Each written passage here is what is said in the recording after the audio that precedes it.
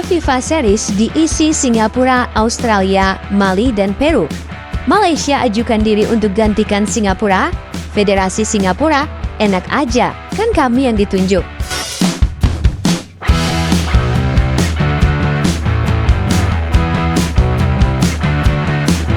Ada satu cerita menarik yang muncul ketika FIFA resmi merilis pembagian grup FIFA Series edisi terbaru. Di saat banyak negara fokus mempersiapkan skuad, mengecek lawan, dan memikirkan strategi menghadapi tim lintas benua, tetangga kita justru menciptakan drama baru. Drama yang bahkan FIFA sendiri mungkin gak nyangka bakal muncul. Ketika grup B diumumkan, berisi Singapura, Australia, Mali, dan Peru, kebanyakan orang berpikir ini grup biasa saja. Tetapi, di balik itu, ada kisah yang bikin satu kawasan langsung panas dingin. Sebuah cerita tentang negara yang merasa lebih layak, negara yang tersinggung, dan negara yang akhirnya buka suara tegas. Enak aja, kan kami yang ditunjuk. Grup B sendiri sebenarnya cukup menarik.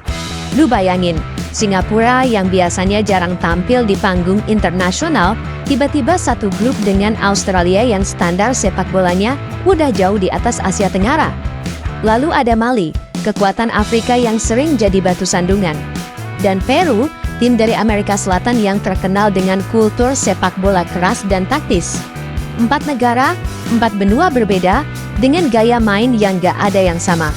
Inilah esensi FIFA Series, mempertemukan negara yang biasanya nggak pernah bertemu di pertandingan resmi. Tapi masalahnya mulai muncul bukan dari FIFA, bukan dari Peru, bukan Australia, dan bukan Mali. Masalahnya justru datang dari negara yang bahkan nggak ikut dalam grup ini. Malaysia tiba-tiba mengajukan diri untuk menggantikan Singapura. Iya, menggantikan. Mereka mengajukan diri untuk mengambil slot negara yang sudah resmi ditunjuk FIFA. Buat sebagian orang, mungkin ini terdengar lucu.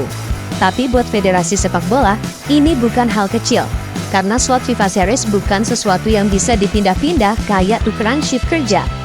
Penunjukan itu lewat proposal, audit, kelayakan, dan pertimbangan jangka panjang. Dan Singapura, dari semua negara ASEAN, justru yang dipilih FIFA. Begitu kabar Malaysia mengajukan diri muncul, media Singapura langsung ramai. Lalu federasi mereka akhirnya buka suara. Pendek, padat, dan kena banak. Kalimat yang sekarang viral kemana-mana. Enak aja, kan kami yang ditunjuk. Dan sebenarnya mereka punya hak penuh untuk ngomong begitu.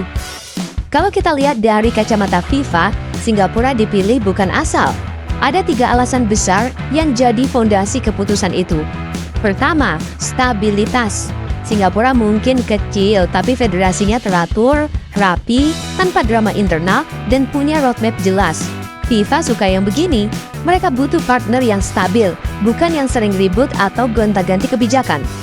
Kedua, infrastruktur. Stadion mereka memang gak sebesar Bukit Jalil atau GBK, tapi fungsional, modern, dan sesuai standar yang FIFA minta. Kadang, FIFA lebih suka stadion kecil tapi tertib, ketimbang besar tapi rawan masalah. Ketiga, branding negara. Singapura dikenal aman, teratur, dan efisien. Dan FIFA Series adalah ajang baru, mereka butuh negara yang aman secara penyelenggaraan. Dalam perspektif itu, Singapura jadi pilihan yang sangat ideal. Jadi ketika Malaysia tiba-tiba mengajukan diri menggantikan Singapura, itu bukan cuma soal sepak bola.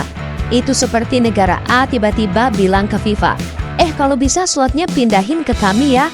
Padahal prosesnya nggak begitu, dan jelas Singapura nggak tinggal diam. Apalagi kalau kita lihat dari sisi Malaysia sendiri, mereka mungkin merasa lebih layak, ranking lebih baik, fanbase lebih besar, sepak bola lebih hidup, dan punya sejarah relevan di tingkat ASEAN. Tetapi FIFA Series bukan tentang siapa yang lebih kuat. Ini bukan turnamen juara.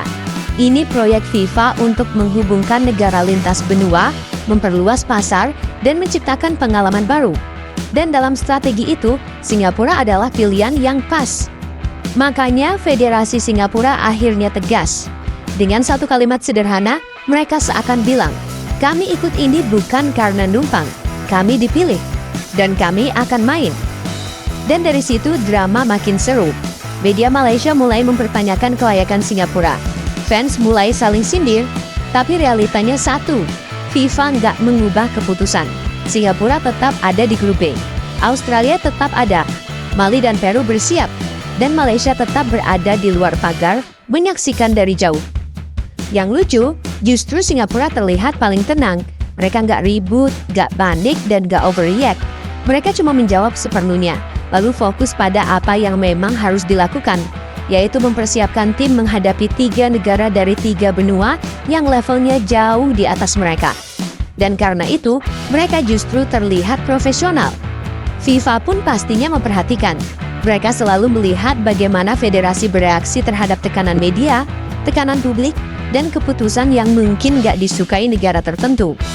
Dan dalam drama kali ini, Singapura menunjukkan diri sebagai federasi yang siap bekerja, bukan siap ribut. Itulah kenapa mereka terpilih. Itulah kenapa mereka layak ada di grup B. Dan Malaysia, mereka justru ingin shortcut, ingin jalan pintas, ingin masuk lewat jalur lobby, bukan lulus lewat proses seleksi FIFA. Padahal dunia sepak bola nggak bekerja seperti itu. Apalagi agenda global seperti FIFA Series, yang lagi jadi proyek besar FIFA untuk menghubungkan negara kecil dengan negara mapan. Pada akhirnya, cerita ini mengajarkan satu hal penting. Dalam sepak bola modern, yang dihargai bukan sekadar ranking, bukan jumlah penonton, bukan sejarah. Yang FIFA lihat adalah kesiapan, profesionalisme, kemampuan menjalankan event tanpa ribut internal, tanpa rintangan administrasi, dan tanpa drama yang bikin pusing.